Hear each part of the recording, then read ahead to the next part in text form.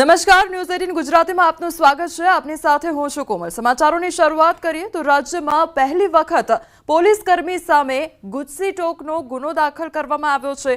એસએમસીના suspended constable Sajan આહિરની ધરપકડ કરવામાં આવી છે। કોન્સ્ટેબલે 15 લાખનો તોડ કર્યો હતો તો વડોદરા કરજણ હાઈવે પરથી 1.75 કરોડનો દારૂ ઝડપાયો હતો।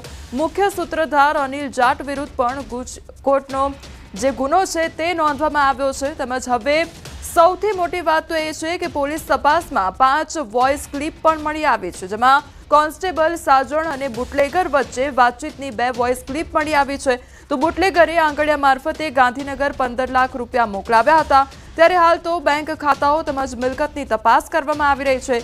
સમગ્ર કેસમાં સીઆઈડી ક્રાઇમની તપાસમાં મોટા ખુલાસા પણ થઈ શકે છે।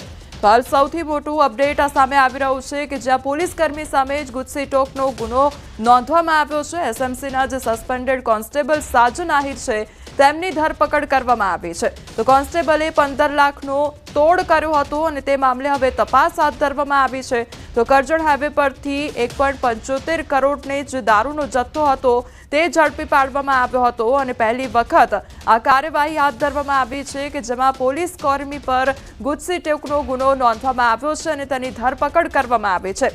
સંવાદદાતા હાર્દિક અમારી સાથે જોડાઈ ગયા છે। હાર્દિક, પોલીસ કર્મી પર કાર્યવાહી હાથ ધરવામાં આવી છે, શું અપડેટ મળી રહ્યું છે?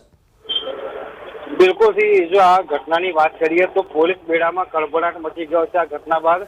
કારણ કે આખા રાજ્યમાં જ્યારે દારૂનો વેપલો ચાલતો હોય ત્યારે તેના પર નજર રાખવાની અને દારૂના દૂષણને દૂર કરવાની જવાબદારી સ્ટેટ મોનિટરિંગ સેલની હોય છે, પરંતુ સ્ટેટ મોનિટરિંગ ટીમની જે એક સભ્ય છે તે પોતે જ ચકોર નીકળ્યો છે અને તેને બુટલેગર પાસેથી તોડ કર્યો હતો, જેના કેટલાક પુરાવા જે એસીબીની ટીમ છે તેને પણ મળ્યા છે, લગભગ ઓડિયો રેકોર્ડિંગ પણ મળી આવ્યા છે। ત્યારે અત્યારે જે કરજણ પોલીસ છે તેને આ જે કોન્સ્ટેબલ છે તેનો કબજો સોંપવામાં આવ્યો છે અને વડોદરા એલસીબી છે, ગ્રામ્ય એલસીબી, તેના દ્વારા એક દારૂનું કન્ટેનર થોડા દિવસ પહેલા કરજણ હાઈવે પરથી પકડવામાં આવ્યું હતું। ત્યારે આ જે કોન્સ્ટેબલ છે એસએમસીનો તેના દ્વારા આ કન્ટેનર છે તે છોડી દેવામાં આવ્યું હતું અને બુટલેગર પાસેથી તોડ કરવામાં આવ્યો હતો। ત્યારે એલસીબીની કાર્યવાહી બાદ આ જે કોન્સ્ટેબલ છે તેનો ભાંડો ફૂટી ગયો છે અને કોન્સ્ટેબલ સાજન સામે ગુજસીટોક હેઠળ ગુનો જે દાખલ કરવામાં આવ્યો છે તે રાજ્યમાં પ્રથમ વખત કહી શકાય કે કોઈ પોલીસ કર્મચારી સામે આ પ્રકારનો ગુનો જે છે તે દાખલ કરાયો હોય। ત્યારે લગભગ મેં કીધું પ્રમાણે કે 2 જેટલી ઓડિયો ક્લિપ જે છે તે કોન્સ્ટેબલ સાજન અને બુટલેગર વચ્ચેની વાતચીતની મળી આવી છે। ત્યારે તેના વિરુદ્ધ અત્યારે કાયદેસરની કાર્યવાહી હાથ ધરવામાં આવી છે। બુટલેગરો સાથે તેનો કયા પ્રકારનો ગરોબો હતો તે દિશામાં અત્યારે ઝીણવટભરી તપાસ હાથ ધરવામાં આવી છે। જી હાર્દિક, સમગ્ર માહિતી બદલ આપનો આભાર।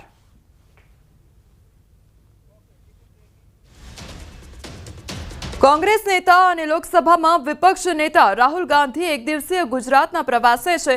સંગઠન સૃજન અભિયાન અંતર્ગત તેઓ આણંદ ખાતે ખાનગી રિસોર્ટમાં નવનિયુક્ત જિલ્લા અને શહેર પ્રમુખો સાથે સંવાદ કરશે। તો રાહુલ ગાંધી વડોદરા એરપોર્ટ પહોંચ્યા છે અને બાય રોડ થોડી વારમાં આણંદ રિસોર્ટમાં આયોજિત શિબિરમાં પણ પહોંચશે, જે બાદ પ્રમુખો સાથે બેઠક બાદ દૂધ સંઘના સભાસદો સાથે સંવાદ કરશે। સાથે પ્રદેશ કોંગ્રેસ પ્રમુખ અમિત ચાવડાની નિયુક્તિ બાદ પણ રાહુલ ગાંધીની આ પહેલી ગુજરાત મુલાકાત છે। આ પ્રશિક્ષણ શિબિર આજથી 28મી સુધી ચાલશે। નવનિયુક્ત જિલ્લા પ્રમુખને રાજકીય નેતૃત્વ, પ્રચાર પ્રસાર અને જનતા સાથે સંવાદ અંગે તાલીમ આપવામાં આવશે। તો 3 દિવસમાં જિલ્લા પ્રમુખને બૂથ મેનેજમેન્ટ, મીડિયા અને સોશિયલ મીડિયા, સ્થાનિક સ્વરાજ્યની રાજનીતિના પાઠ પણ ભણાવવામાં આવશે। કોંગ્રેસ નેતા રાહુલ ગાંધી આજે ગુજરાતના પ્રવાસે છે, ત્યારે તેઓ અત્યારે વડોદરા એરપોર્ટ ખાતે આવી પહોંચ્યા છે અને સીધા દ્રશ્યો તમે વડોદરા એરપોર્ટથી જોઈ રહ્યા છો કે રાહુલ ગાંધીના આગમન બાદ જે કોંગ્રેસના કાર્યકરો છે તેમના દ્વારા રાહુલ ગાંધીનું ભવ્ય સ્વાગત જે છે તે કરવામાં આવ્યું અને હવે જે રાહુલ ગાંધીનો કોન્વોય જે છે તે વડોદરા એરપોર્ટથી નીકળી રહ્યો છે અને જે કાર્યકર્તાઓ છે તેમનું અભિવાદન જે છે તે રાહુલ ગાંધી ઝીલી રહ્યા છે। આ કાળા રંગની કાર તમે જે જોઈ રહ્યા છો તેમાં રાહુલ ગાંધી બેઠેલા છે અને તેમની સાથે મુકુલ વાસનિક, અમિત ચાવડા જે છે તે કારમાં સવાર છે અને અત્યારે રાહુલ ગાંધી જે છે તે સીધા વડોદરાથી બાય રોડ આણંદ જઈ રહ્યા છે અને આણંદ ખાતે તેમનો એક ભવ્ય કાર્યક્રમ જે છે તે યોજાવાનો છે। કોંગ્રેસ સાથે સંકળાયેલા જે આગેવાનો છે તેમની જે શિબિર છે તેનું આયોજન કરવામાં આવ્યું છે। ત્યારે રાહુલ ગાંધીનો આજનો જે આ પ્રવાસ છે તે ખૂબ જ મહત્વપૂર્ણ સાબિત થવાનો છે ગુજરાતના રાજકારણ માટે। હાર્દિક દીક્ષિત, ન્યૂઝ 18 ગુજરાતી, વડોદરા। તમારી સાથે હાલ સંવાદદાતા પ્રણવ જોડાયા છે. પ્રણવ, જે પ્રમાણે આજે રાહુલ ગાંધીનો ગુજરાત પ્રવાસ છે, કયા પ્રકારની તૈયારીઓ હાથ ધરવામાં આવી છે?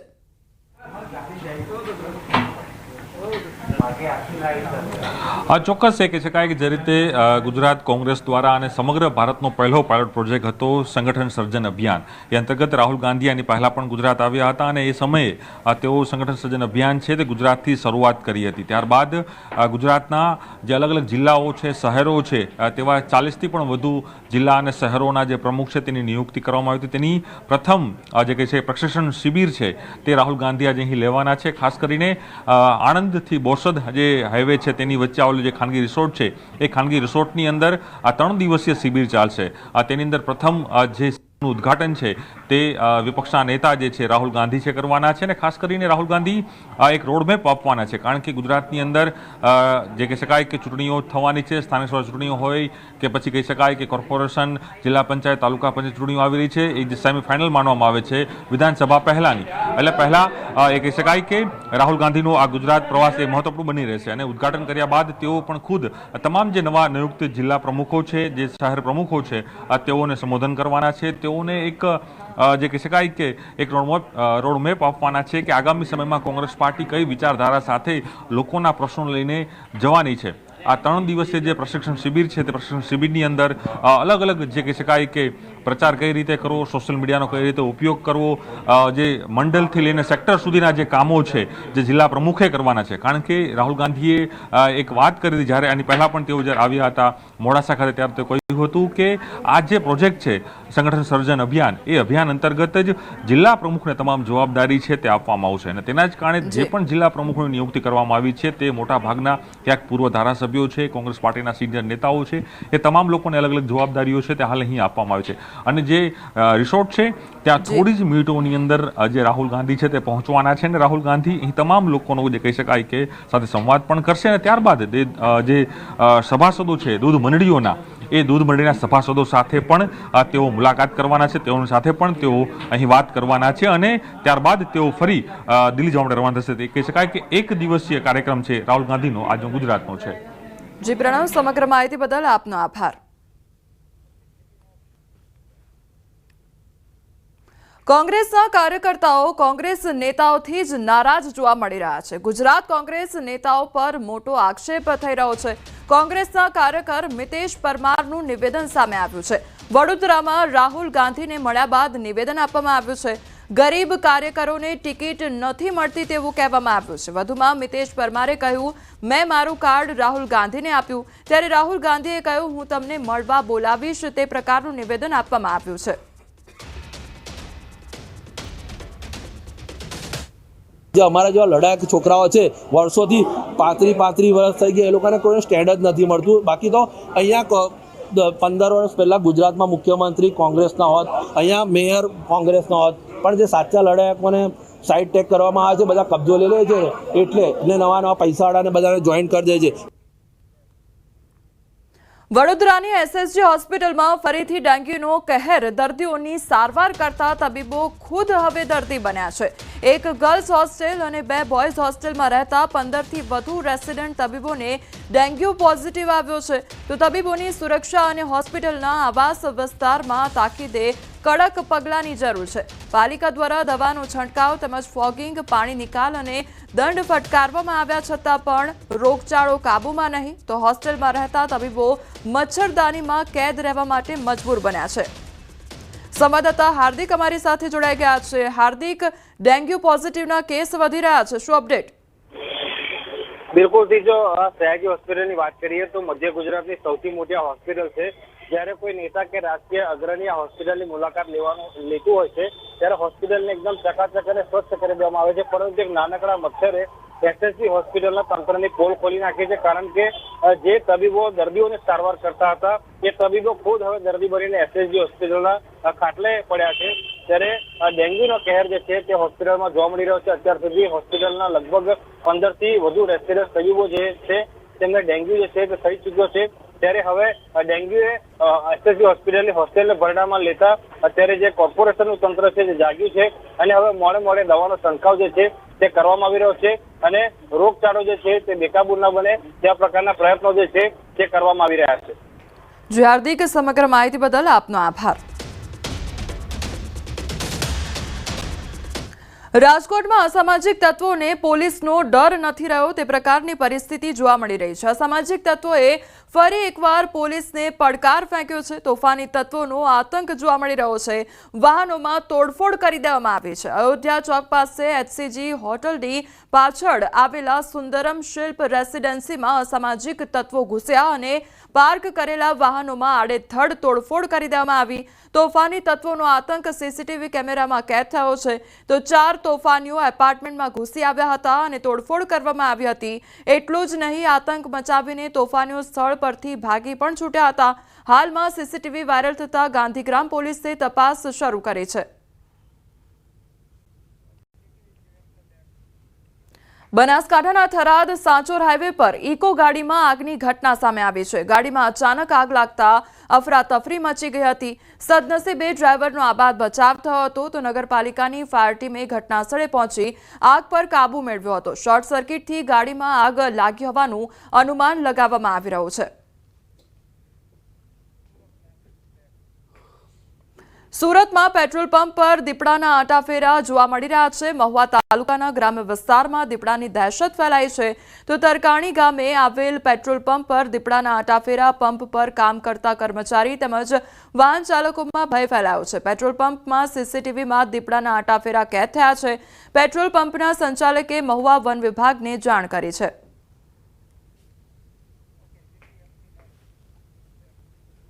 મધ્યપ્રદેશમાં પડેલા ભારે વરસાદના કારણે રોડ રસ્તા બેટમાં ફેરવાઈ ગયા છે. નદીઓ બે કાંઠે વહેતી થઈ છે. જશપુરમાં ભારે વરસાદના કારણે ઠેર ઠેર પાણી જ પાણી જોવા મળી રહ્યું છે. નદીઓ જોખમી રીતે વહી રહી છે. તો અવરજવર કરતા લોકોને હાલાકી પડી રહી છે. લોકો જોખમી રીતે પસાર થતા જોવા મળી રહ્યા છે. રોડ પર પાણી ભરાયેલા હોવાને કારણે વાહન ચાલકોને ખાડા દેખાતા નથી, જેથી વાહન ચાલકોને અકસ્માત થવાનો ભય સતાવી રહ્યો છે.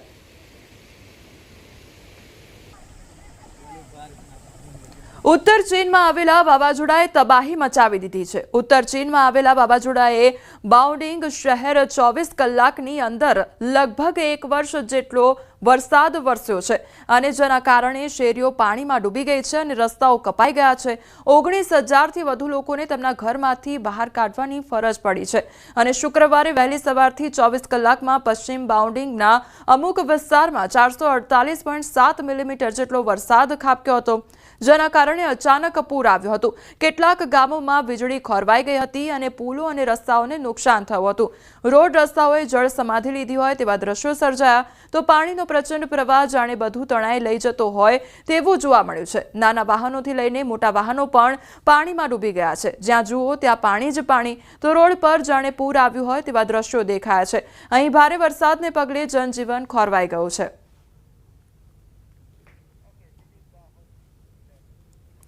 પરંપરાગત આદિવાસી સંસ્કૃતિને આજની પેઢી સાથે જોડી રાખવા માટેનો નવતર પ્રયોગ હાથ ધરવામાં આવ્યો છે. દાહોદવાસીઓએ આદિવાસી સંગ્રહાલય સમર્પિત કરાયું છે અને આ આદિવાસી સંગ્રહાલયમાં આદિવાસીઓના રીતિ રિવાજ, પહેરવેશ, ખાણીપીણી તેમજ રહેણીકરણી અને લાકડા, માટી અને લીંપણ કરી બનાવેલ પ્રાકૃતિક ઘર વિશે બતાવવામાં આવશે. આદિવાસી સંગ્રહાલયના બાંધકામની શરૂઆત વર્ષ 2022માં કરવામાં આવી હતી, જેનું વર્ષ 2025માં વડાપ્રધાન નરેન્દ્ર મોદી દ્વારા વર્ચ્યુઅલી લોકાર્પણ કરવામાં આવ્યું હતું. આ સંગ્રહાલય બનાવવા પાછળ 16.65 કરોડનો ખર્ચ થયો છે. આ સંગ્રહાલયમાં આદિવાસી લોકજીવનની ઝાંખી જોવા મળી રહી છે. આ સંગ્રહાલય થકી આજની પેઢીને બતાવાયું છે કે પહેલા લોકોની જીવનશૈલી કેવી હતી. આ સંગ્રહાલય દાહોદ જિલ્લાને નવી ઓળખ આપશે.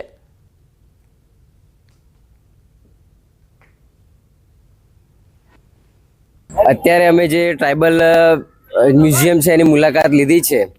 એની અંદર અમને સંપૂર્ણ જે દાહોદ જિલ્લો છે અને આજુબાજુનો વિસ્તાર છે ત્યાંની જે આદિવાસી સંસ્કૃતિ છે એના દર્શન થાય છે અને સરસ મજાની પ્રતિકૃતિઓ મૂકેલી છે. ઉપરાંત જૂના સમયની અંદર જે અહીંના વિસ્તારના લોકો કઈ રીતે રહેતા હતા એની પ્રતિકૃતિઓ મૂકેલી છે.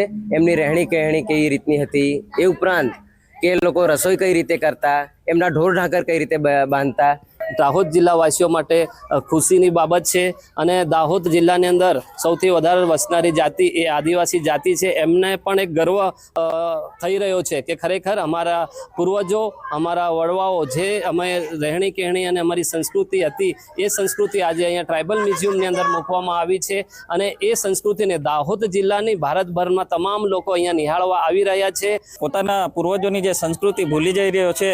આજે આ જે ટ્રાઇબલ મ્યુઝિયમ બન્યું છે જેના લીધે આજના યુવાનો એનાથી આકર્ષાય અને પોતાના પુરખાઓની સંસ્કૃતિ એનું અનુસરણ કરે, એને જાળવી રાખે. કારણ કે આદિવાસીઓની જ એ સંસ્કૃતિ મહાન વિશ્વને કલ્યાણકારી સંસ્કૃતિ છે જે વિશ્વ સંસ્થા સંયુક્ત રાષ્ટ્ર સંઘ પણ સ્વીકાર્ય છે. આજના સમયમાં જ્યારે આ એસી નો ઉપયોગ કરે છે, લોકો ટેકનોલોજીનો ઉપયોગ કરે છે, અતિશય ગરમી છે, ત્યારે હું એક સંદેશ કહેવા માંગીશ લોકોને કે આજના સમયમાં પણ આપણે ગામડા તરફ થોડું વળવું જોઈએ અને ગામડાની જે સંસ્કૃતિ છે, જૂના ઘરો છે એને જાળવી રાખવું છે. જૂના સમયનું જે બાંધકામ છે, જૂના સમયની જે રહેણી કહેણી છે એ વૈજ્ઞાનિક નીતિને આધારિત હતી એમ હું અત્યારે કહી શકીશ. આજની પેઢીને આદિવાસી સંસ્કૃતિના પૌરાણિક જે કહી શકાય કે રહેણી કહેણી, રીતિ રિવાજ સહિતના જે સંસ્કૃતિથી વાકેફ કરાવતું એટલે કે આદિવાસી સંગ્રહાલય દાહોદ ખાતે ઓપનિંગ કરવામાં આવી છે. પૌરાણિક રીતે જે આદિવાસી સમાજના લોકો કઈ રીતે અહીંયા રહેતા હતા, તેઓને રીતિ રિવાજ કયું હતું, સહિત સમગ્ર ભારત દેશની અંદર કેટલા પ્રકારના આદિવાસી સમાજના લોકો રહે છે તે સમગ્ર માહિતી અહીંયા મૂકવામાં આવી છે. દાહોદ જિલ્લાની એક આગવી સંસ્કૃતિ ઓળખ તરીકે ઉભરી આવેલ આદિવાસી સંગ્રહાલય દાહોદને સમર્પિત કરવામાં આવી છે. પરંપરાગત આદિવાસી સમાજને આજની પેઢી સાથે જોડી રાખવા માટે એક સચોટ માધ્યમ બનતું આદિવાસી સંગ્રહાલય કહી શકાય કે આદિવાસી સંગ્રહાલયના બાંધકામની શરૂઆત 2022માં 21 ફેબ્રુઆરીથી કરવામાં આવી હતી, જેનું વર્ષ 2025ના મે મહિનાની 26 તારીખના રોજ વર્ચ્યુઅલ માધ્યમથી વડાપ્રધાન નરેન્દ્ર મોદી દ્વારા લોકાર્પણ કરવામાં આવ્યો હતો. આ સંગ્રહાલય બનાવવા પાછળ 16.65 કરોડનો ખર્ચ થયેલ છે અને આ સંગ્રહાલયમાં આદિવાસી લોકોની જીવન ઝાંખી જોવા મળી રહી છે. તેમાં ભીત ચિત્રો પણ દિવાલ પર કંડારવામાં આવ્યા છે.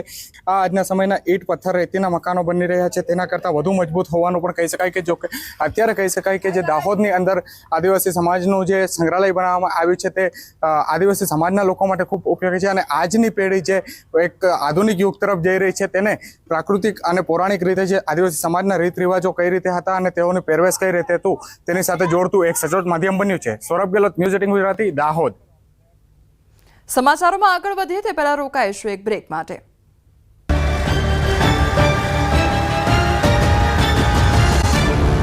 આપનું સ્વાગત છે. સમાચારમાં આગળ વધીએ તો ગાંધીનગરમાં ગમખ્વાર અકસ્માત કેસની તપાસ હાથ ધરવામાં આવી છે. અકસ્માત કેસની તપાસ માટે કમિટીની રચના કરવામાં આવી છે. ગાંધીનગર ડીવાયએસપી દિવ્યપ્રકાશ ગોહિલ કરશે તપાસ.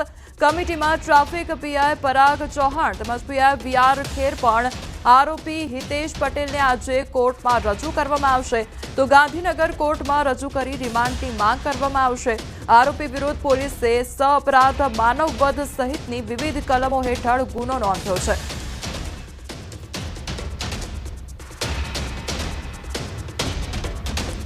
તો ગાંધીનગરનો આ મામલો સામે આવ્યો છે કે જ્યાં ગંભીર અકસ્માત સર્જાયો હતો ત્યારબાદ હવે તપાસ હાથ ધરવામાં આવી છે અને કમિટીની રચના પણ કરવામાં આવી છે.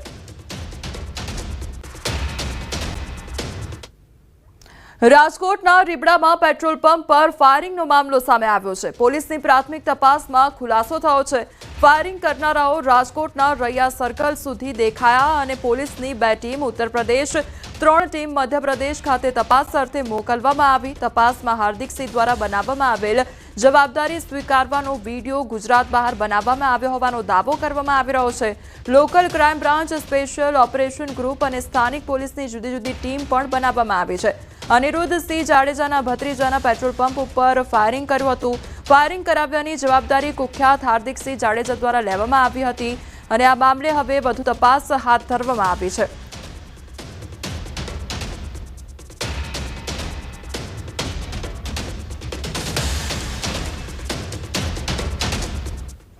અમદાવાદમાં તોડબાજ યુટ્યુબર ઓજેફ તિર્મિજીની ધરપકડ કરવામાં આવી છે. ત્યારે આરોપી સામે 9 જેટલા ગુના નોંધાયા હોવાનું ખુલ્યું છે અને ફરિયાદી ફરાને ગાયકવાડ પોલીસ સ્ટેશનમાં નોંધાવી હતી ફરિયાદ. તો આરોપીઓ લોકોના અંગત ઝઘડાનો વિડીયો પોતાના સોશિયલ મીડિયા એકાઉન્ટ પર મૂકી ખંડણી માંગતા હતા અને આરોપીએ ફરિયાદી પાસેથી પણ આ જ રીતે 10,000 રૂપિયા માંગ્યા હતા. ફરિયાદીએ 5,000 આપી પણ દીધા હતા. જો કે વધુ પડતી હેરાનગતિથી કંટાળીને આરોપીએ ફરિયાદ નોંધાવી હતી. પોલીસે મુખ્ય આરોપીને ઝડપી કાર્યવાહી હાથ ધરી હતી, જ્યારે આ ટોળકીના અન્ય 3 ફરાર આરોપીને ઝડપવા માટે પોલીસે તપાસ શરૂ કરી છે.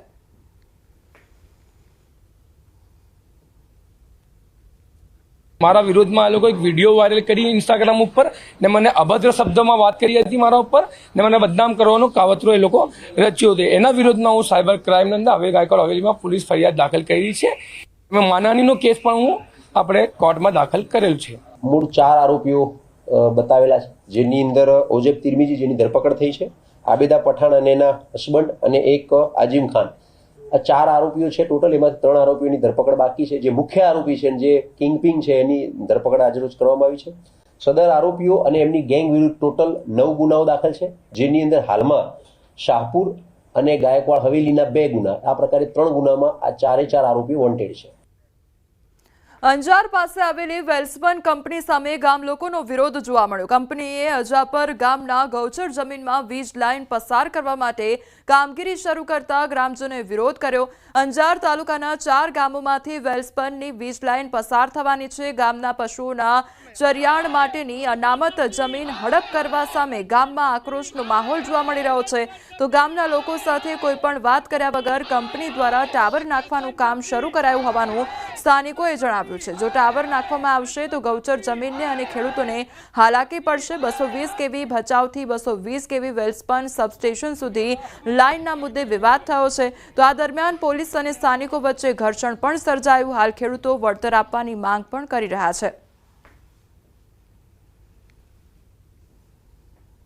પોલીસને પણ એને પૂરેપૂરું દબાણ કર્યું હતું કે ગૌ સેવા માટે તમે ખાસ લડજો, અને આજે એને ઢીલી નીતિ અપનાવી અને જે અમે ગામની ગાયો માટે લડીએ છીએ અને આજે ગામની બહેનો ઉપર પણ લાઠીચાર્જ કરવામાં આવ્યો અને અમને પણ 2 કલાક સુધી ગોધી રાખ્યા હતા. એમ અમારે અહીંયા વેલ્સબન કંપની દ્વારા આજ કોઈ પણ ગામને અથવા અમારી સમિતિને જાણ કર્યા વગર તાનાશાહી કરી અને આજે અહીંયા વેલ્સબન કંપની વીજના થાંભલા ખોડવા માટે કામ ચાલુ કરેલ અને અમારે ગ્રામજનોની જાણ થતાં અમે ગ્રામજનો અહીંયા આવી અને એ કામ અટકાવેલ છે. અને ગ્રામજનો માથે પોલીસ દ્વારા ખૂબ અત્યાચાર કરવામાં આવ્યો છે. આ ટાવરને લીધે ગૌચરમાં ટાવર નાખતા હતા, અમને કઈ કહ્યું નથી, પૂછ્યું નથી, ડાયરેક્ટ આવી કરીને આવી ગયો કાફલો ને ધક્કાધુક્કી કીધી ને લેડીઝ ઉપર લાઠીચાર્જ અમારા ઉપર પણ કીધી. શું માંગ છે અમારી? માંગ અમને વળતર કરે ને તેનો ધંધો બંધ કરી દે. આજે અમારે આ ગાય હારું થઈને થાંભલા ખોરવા આવ્યા ને અમારા છોકરા પેલા આવ્યા, તો ગાય હારું થઈને તો છોકરા આવે જ ને.